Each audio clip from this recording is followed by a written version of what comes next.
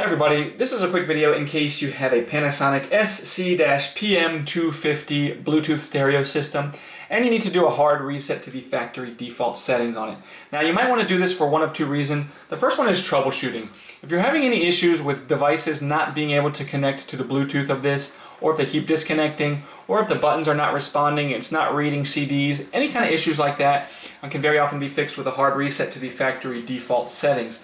Now, the other reason you might want to do this is if, for whatever reason, you just want to get this back to the way it was when it came out of the box, having wiped off the Bluetooth pairing history or anything like that so you can start fresh. It's really easy to do. We're just going to start by just unplugging this device from the wall and leaving it unplugged for at least 3 minutes.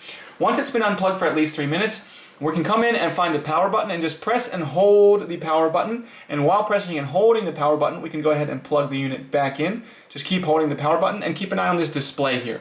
And then when the display just shows up with a bunch of dashes all across the display, that basically means the reset is complete. You can go ahead and release the power button and set this up like it's a brand new stereo.